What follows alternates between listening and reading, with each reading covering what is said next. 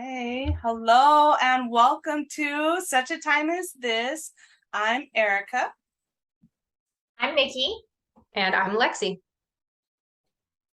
All right, so we're going to start today by just sharing with you guys a little bit about our personal journeys into faith. I think we've come from different backgrounds, and it's important to just see how Jesus has drawn us to himself. And so I'm going to start with that. I am from Texas, and if you've ever been to Texas, pretty much everybody professes to know Christ, but that isn't always the case in reality and in their day-to-day lives. You don't always see evidence of that. And I would have been one to say that growing up, that I was a Christian, but I never really knew what that meant. And it was very much a cultural thing and never a real personal thing when I was young.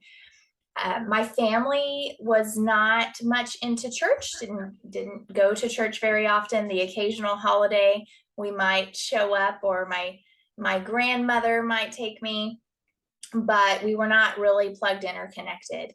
Looking back, though, I can see that I had several important people in my lives that I know were praying for me and were also trying to, that God was using to just move me into his presence and to learn about him and draw me to him. Two of those people, I guess, really were my grandparents, Opal and Sammy. My dad had kind of gone out of the picture after my parents split up for a while. And instead of dad visitation, I had grandparents visitation. And every time I would go to visit my grandparents, every other weekend, they would take me to church and they would take me to Bible school or whatever. And they were always consistent and steadfast in not only showing me their faith and the love of God, but in a very practical way. Like, they didn't preach to me or anything like that. Although I do remember my grandmother would read to me precious moments, little Bible stories. And I loved them. They were so cute. And so she would do little things like that, but I never remember her sitting down and just going, let me tell you about Jesus. It was just always through her acts of love that they were always there. They were always my biggest supporters and would come to games and everything. And I would look at their lives and I would go, that's what I want. I want to be that kind of a person, of a human being. And I saw how they served others and loved others well. And that's when I started going, you know what, what's different about them? How is that happening? And the big thing was, you know what, they go to church. They have some kind of real relationship with Christ, not just something that they claim. So fast forward a little bit, and we had out in my tiny little podunk country town that had a total population of 62 people. I kid you not. We had two churches. One of them was a little Southern Baptist church, and they had a old school tent revival. And the pastor of that church had befriended my other grandpa who lived near me. He was kind of a good old boy, cowboy, and that was kind of, thing my grandpa was into. He was very much like that. And so there was a little bit of a relationship there. And I remember my cousin went to the tent revival first, and he came and he had gotten saved. And they lived real close to us. And he was like, it's so cool. You can go and get saved, and you could do it every night if you want. Clearly didn't have a very good understanding of all that was happening. But I was like, okay, that's fun. Let's do that. So I went and I listened, and they gave an altar call, and I went and gave my life to Christ. I was 13. And from then and throughout high school, I had this desire to know more about God. And I would take myself to church sometimes. Sometimes I would convince my grandmother that lived right next to me to take me, and she would occasionally. But it was I didn't have foundation. I didn't have understanding or knowledge. And so I was just kind of winging it. I was just kind of going with what I thought it meant to be a Christian, what I thought it meant to follow Christ and to do right. And I didn't really understand the aspects of grace, and I didn't understand just the immeasurable love that he really had. And that didn't really start dawning on me until I went to college. Just by his mercy, I ended up at Oklahoma Wesleyan University, a Christian school, met my husband there. But the biggest thing that happened was that I really came to understand in much more depth Jesus's love for me and how it's life-changing. and what it really meant to not just hear the words that he said and read the Bible and then forget about it, but really do what it says and make life changes and to seek his face and to be in his presence. So from there, I've just continued to do that. And I'm just so grateful for looking back all of the ways that he's used other people in my life to guide me to him, but also continue to just develop that yearning to know him more. So that's a little brief insight into my journey of faith. And I know you guys both have some different journeys. So Erica, you want to share a little bit about yours? Yes, that was great, Nikki. 64 people? 62. 62. Yeah. Oh my goodness. Until I left for college. That's like, yeah. It's like this, how many people on the block I grew up. I was about to say living in SoCal. It's yeah, like, right? Oh my goodness. Okay, well, actually, my beginning, very similar. My parents were Lutheran, but they were the kind of Lutheran that say they're Lutheran, but we didn't actually go to church all the time. I do have memories of special occasions like Easter and dressing up in the Easter dress with the hat and going to church. I have memories of sitting in the pews and looking at the Bible that was there, but it was different. It had a cover that looked like a newspaper, and it said the good news. And I always thought that, I didn't know what that meant, but I always thought it was interesting that it was on all these books in the pews, and I knew I was in a church. Vague memories of some Sunday schools. And then also, this is probably a weird memory, but I remember people going up to take communion and thinking, wow, it's like a lot of ceremony. So, because they're similar to Catholic with the ceremony. Okay. So seeing them go up there and thinking, wow, that's really cool. I wonder when I'll get to do that. And I don't know, it's just it was interesting. My parents got divorced also when I was somewhere between 8 and 10. I don't remember. And I grew up in Simi Valley, which is further from where I am now. But anyway, we stayed there for one more school year. And then we moved to where I am now in Lawndale.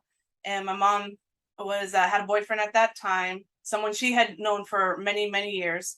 And we moved in with him, and I've been in Lawndale ever since. And during that time, I would go to visit my grandmother in Burbank. And I remember there was a Lutheran church about 2 blocks from her house.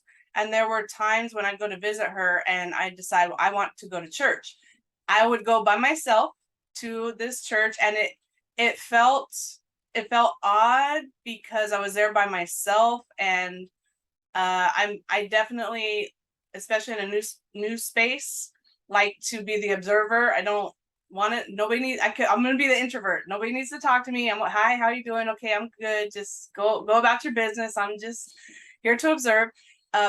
So that felt a little bit weird. I didn't want anybody to greet me, but it also felt right. It felt like home. And so I would go there whenever I could.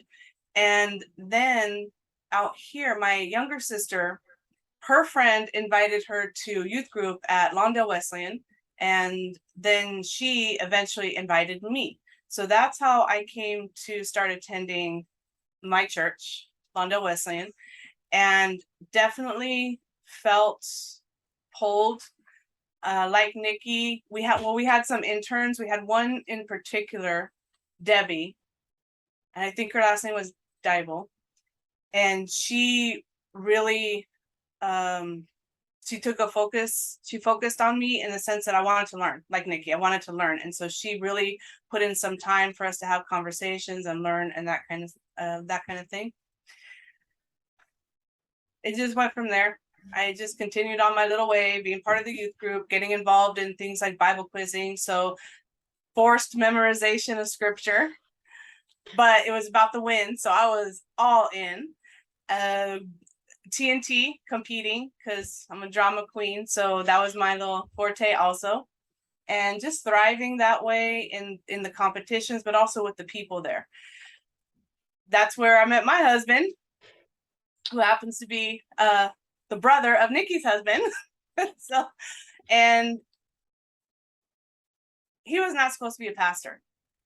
When we got married, he was going to be a principal of a Christian school.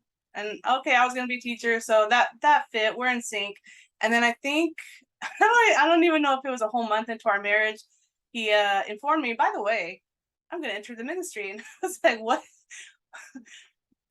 So it's interesting to me, this whole journey, and the last year or two, what it's felt like this whole time, from when I was young to now, it's like the running of the bulls, where you get just caught up in it and you can't get out of it. You just got to go with the flow or die.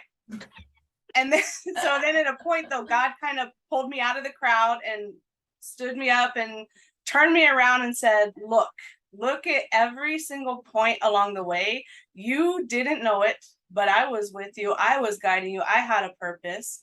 And there were times when I knew, but I didn't know what it was. So being able to look back at that going, oh, okay, I see that. And then he could turn me back around and say, all right, you ready to keep going? Because there's more. And that's been one of the biggest blessings, to be able to look back in hindsight and now understand what those feelings were along the way. And just to see how much, I was led along for a specific purpose. Absolutely. To put me in a space, because I'm a planner.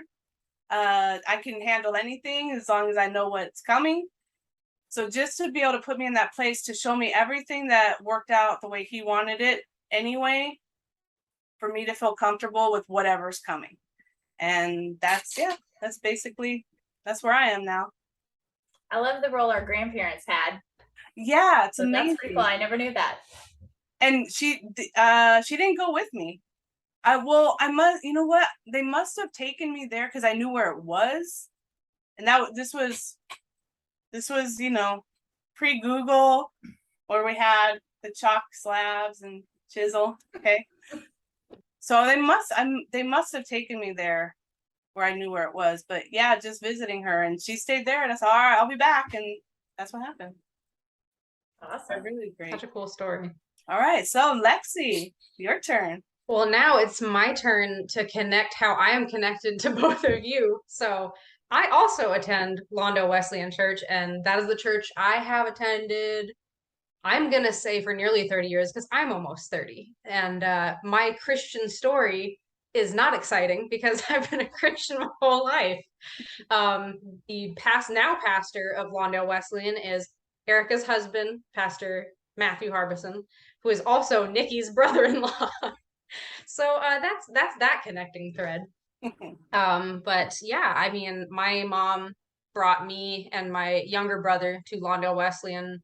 I mean, we were babies, like little itty bitty kids. And I always say I'm so blessed to have grown up and never known a life without God. And I know that not a lot of people my age in the millennial age group can say that. But I remember growing up in the church, attending a vacation Bible school in the summer, having, Miss Elaine, who was Pastor Matthew's mom, always singing the songs with us during Sunday school. And they stick with me to this day. My brother and I will randomly, hey, do you remember the so-and-so song? The wise man built his house upon the rock. So it's created wonderful memories for me and him. And then as I got older, I was always, attending church, but maybe not necessarily really listening as deeply as I should have been. And as I grew, and I went to a Jesuits college, Loyola Marymount University here in Santa Monica area. As I, continued my journey as a young adult, went to church, and kind of as time went on, I was like, okay, well, I've learned more in my classes about what the Bible says and how to delve deeper into the word. And that's also where Erica's Bible study came in. It was a women's Bible study with a small group of our friends from Lawndale Wesleyan. And that kind of made it more regimented study. We learned all about the various women of the Bible. And the more I read the more I realized I haven't been reading as much as I should. I haven't been paying attention in church as much as I should. So I think that's really what got me to a point in my life. I know a lot of people tend to get baptized when they're younger, but I decided to get baptized. I want to say I was like 26 or 27. Oh, wow. And my whole life, my mom was like, "When are you going to get baptized? When are you going to get baptized?" And I'd always tell her, baptism is such a heavy, important thing that I can't be like, half butted into it. I have to really understand what it means and really feel that pull of the Holy Spirit telling me, this is your time to make this holy commitment and live your life, as someone who has been born again. So right before COVID hit, January 2020 was when I was baptized. And I think I like to say that my true Christian life began at that point. But, I knew Jesus throughout my life. It's just that's when I fully decided to dedicate myself to him and to being really involved in the church. I run our church's website and a lot of the social media. I help with the recorded services that really became a necessity during COVID. And we didn't really have anyone with the know-how to do that. So I felt that that was God calling me, hey, it's your time to shine, help out Pastor Matt. So and I've just been loving helping now lead the Bible studies as well. So that's my story. Awesome. Yeah. And I think actually this would be a great time to ask everybody who's watching out there, what's your story? We want to hear about it. So let us know. You can shoot us messages on our Facebook page, Hadassah Chron Ministries, as well as our Instagram under the same tag. So we're really looking forward to not just having this be a conversation between me, Erica, and Nikki, but also everybody who reads the blog. If you've got ideas, if we've written something or said something that's helped you, let us know, because we want to connect to other Christians out there as well. Absolutely. So thank you for joining us. Thanks. See you next time. Bye.